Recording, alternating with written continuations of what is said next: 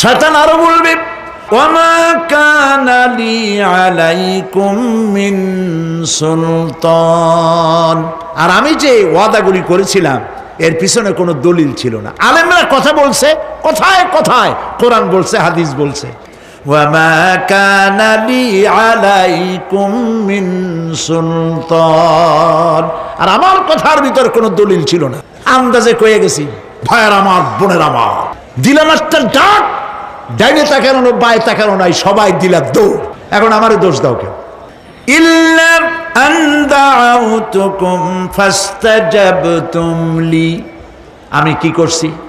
আমি একটা বক্তৃতা দিলাম, জ্বালাময়ী একটা ভাষণ দিলাম, কোনো চিন্তা ভাবনা না করে আমার পিছনে তোমরা দৌড় দিয়েছ। কে বলবে?